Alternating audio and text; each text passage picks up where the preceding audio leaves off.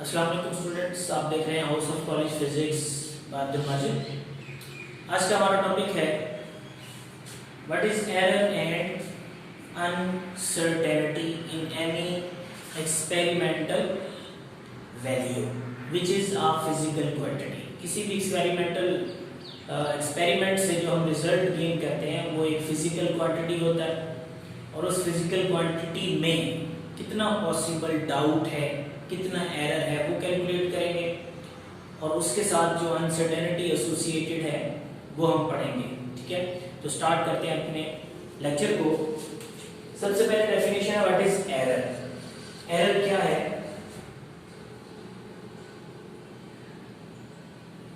Any type of doubt present in an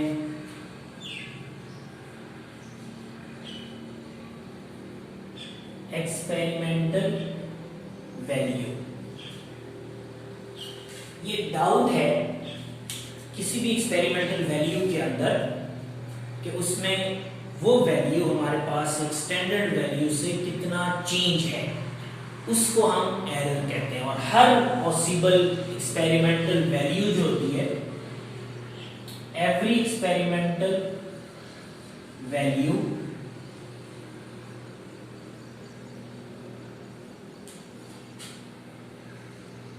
is an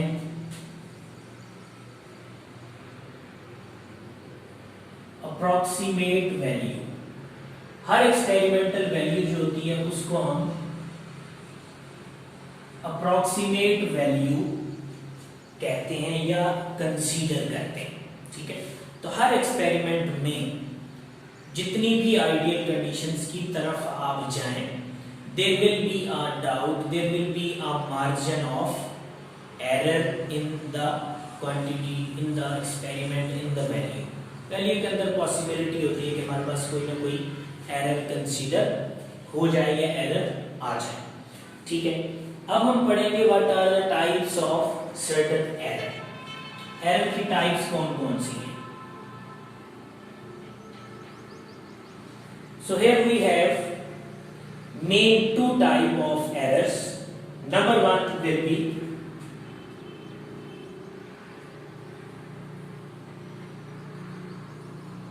systematic error. By the name हमें पता है कि ये सिस्टम से रिलेट करता है।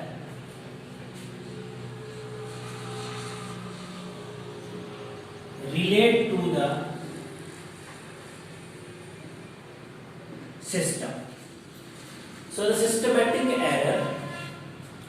systematic error relate with the system.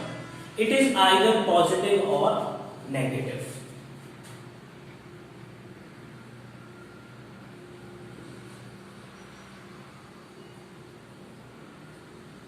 ये पॉजिटिव भी हो सकता है और नेगेटिव भी हो सकता है।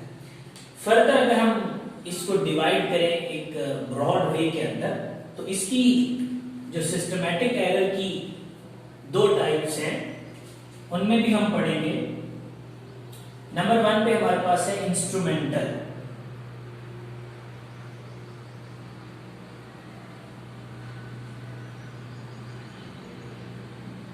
Instrumental error. अब ये इंस्ट्रूमेंटल एरर क्लियर है हमारे पास, that relate to the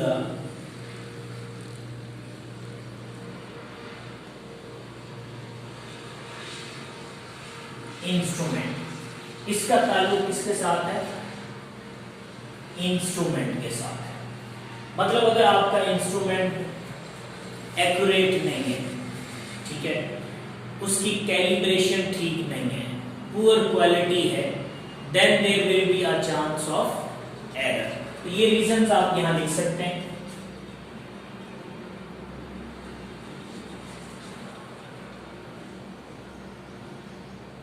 poor calibration, poor quality, ठीक है। उसके बाद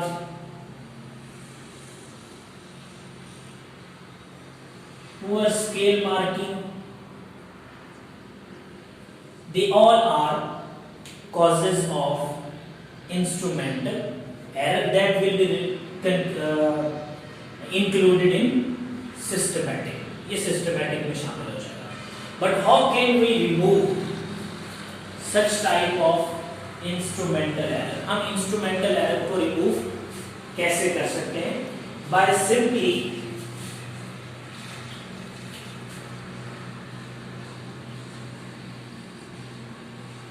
compare the result with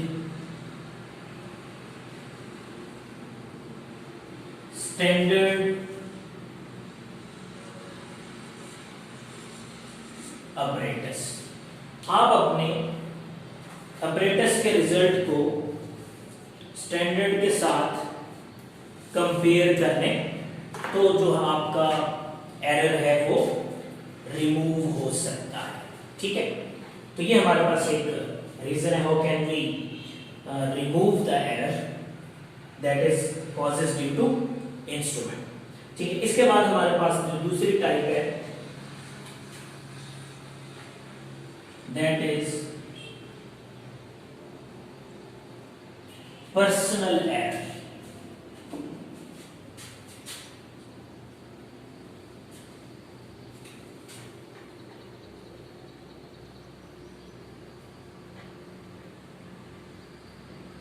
personal error क्या है? ये भी हमारे पास बाय नेम क्लियर है, दैट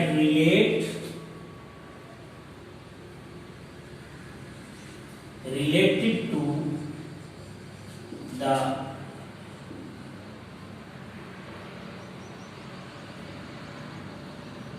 inexperience of person। हमारे पास ऐसा पर्सन जो एक्सपेरिमेंट परफॉर्म कर रहा है वो इनएक्सपीरियंस्ड हो, उसको प्रॉपर नॉलेज ना हो उस एक्सपेरिमेंट के बारे में, तो भी हमारे पास रिजल्ट्स में एरर क्रिएट हो सकते हैं और ये एक बहुत बड़ा कॉज हो सकता है, ठीक है। तो ये इनएक्सपीरियंस ऑफ पर्सन, ठीक है। और या आप यूं कह सकते हैं कि एक आप इम्प्रॉपर मेथड भी चूज करें कैलकुलेशन के लिए, तभी आपके पास यही पर्सनल एरर होगा। जब नॉलेज नहीं होगा तो आप इम्प्रॉपर मेथड या टेक्निक अप्लाई कर देंगे उसी कैलकुलेशन के लिए, ठीक है। तो वो भी आप लिख सकते हैं, नो प्रॉपर नॉलेज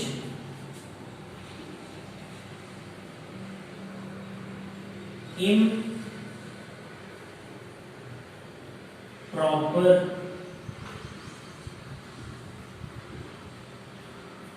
टेक्निक, तो भी आपके पास पर्सनल एरर इन्वॉल्व हो जाता है, ठीक है। But how can we remove the personal error?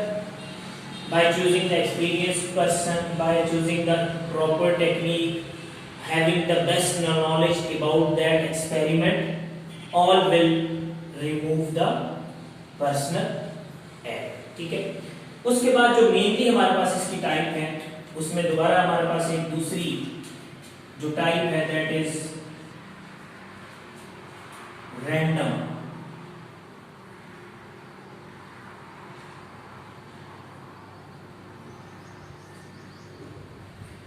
By name ही क्लियर है हमारे पास what is random error.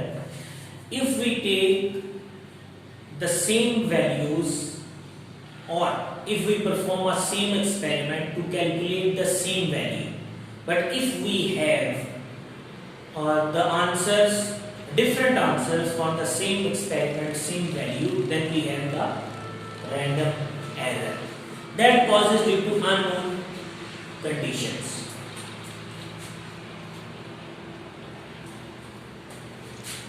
That type of error occur due to sudden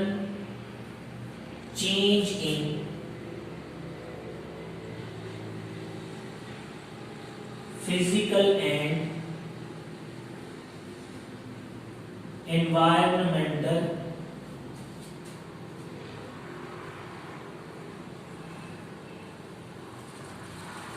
conditions. For example, humidity, temperature, wind speed, ये सारी चीजें जो टेम्परेचर इफेक्टेड भी हो, प्रेशर चेंज हो जाए, तो इस वजह से जो सडन चेंजेस आ सकती हैं उसको हम कहते हैं that will be causes in random error. अब रैंडम एरर से हमारे पास रिजल्ट क्या होता है, हम उसको यूं लिखते हैं different result for same experiment। Same experiment same method से जब आप डिफरेंट रिजल्ट आपके पास आ रहे होंगे, ठीक है, तो आप उसको कहेंगे that is random error. How can we remove the random error? Random error को रिमूव कैसे कर सकते हैं? तो उसको रिमूव करने का आसान सा तरीका है, take average value of all calculated values। सारी कैलकुलेटेड वैल्यूज का आप क्या कर रहे हैं, एवरेज ले रहे हैं, ठीक है। तो ये जो एवरेज है ये हमें हमारे रैंडम एरर को क्या कर देगा, रेड्यूस कर देगा। तो ये सडन चेंजेस जो है that causes the random error, ठीक है। तो होपफुली आपको एरर के बारे में, उसकी types of how can we remove the error, इसकी क्लैरिफिकेशन हो गई होगी। अब हम चलते हैं व्हाट इज अनसर्टेनिटी। एक और बात यहां आपको बता दूं, there is a quotation in physics, if an experiment has no error then it is not an experiment। ऐसा एक्सपेरिमेंट जिसमें कोई एरर नहीं है वो एक्सपेरिमेंट नहीं होता, ठीक है। ये एक एरर के लिहाज से जो रिलेट करते हैं हम, वही बात आपको बताएंगे कि there is a doubt, there is a margin of error in any experimental value. कि अब अनसर्टेनिटी जो है that particularly relates with the error, ये एरर से रिलेट करती है, but how can it is relatable the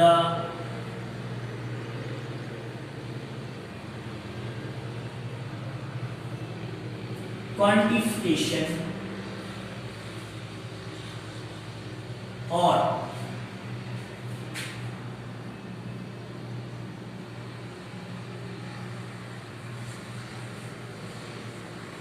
calculation of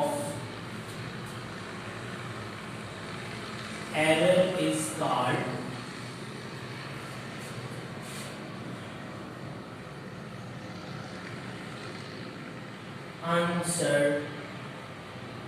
uncertainty। अगर आपके पास, अगर आप कैलकुलेशन पे आए, क्वांटिफिकेशन पे आए, ठीक है, मैग्नीट्यूड कैलकुलेशन भी लिख सकते हैं यहां पे, इवन मैग्नीट्यूड कैलकुलेशन भी इसी में आएगा, तो उसको हम क्या कहेंगे, अनसर्टेनिटी कहेंगे, ठीक है। अब अनसर्टेनिटी जो है वो पर्टिकुलरली आप कह सकते हैं रिलेट करती है एरर के साथ। इसी को अगर हम कैलकुलेशन के फॉर्म में ले आए तो अनसर्टेनिटी होगी कि हमारी value, our value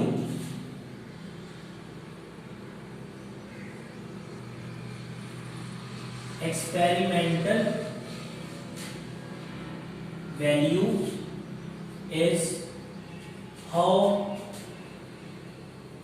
large or less than the standard one। हमारी वैल्यू जो है वो एक्सपेरिमेंटल वैल्यू कितनी लार्ज है, कितनी लेस है, किससे, एक स्टैंडर्ड वैल्यू से, उस कैलकुलेशन को हम क्या कहते हैं, अनसर्टेनिटी कहते हैं। ठीक है, तो अब हम इसकी भी दो टाइप्स पढ़ेंगे। दो टाइप्स क्या, हम दो तरह की कैलकुलेशन कह सकते हैं। ठीक है, तो नंबर 1 है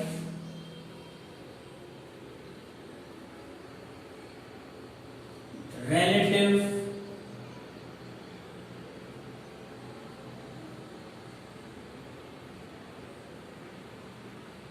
uncertainty। ठीक है, अब relative uncertainty क्या होती है, इसका एक बेसिक सा फॉर्मूला है।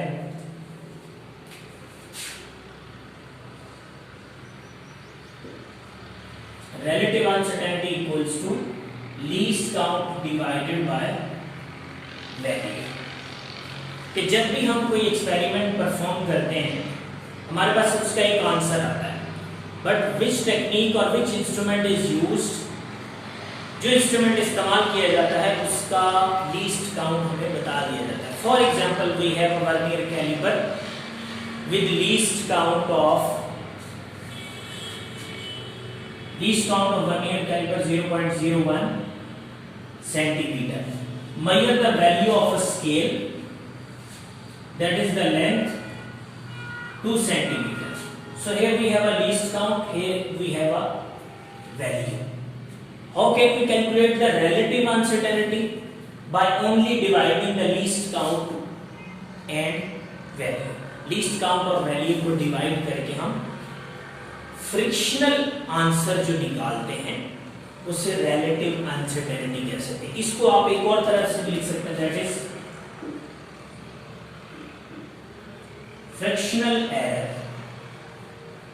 is called relative uncertainty। अब फ्रिक्शनल आंसर क्या आता है हमारे पास कि हम इस वैल्यू को इस पे डिवाइड कर दें तो हमारे पास जो आंसर आएगा that will be in decimal point, कुछ डेसिमल्स होंगे।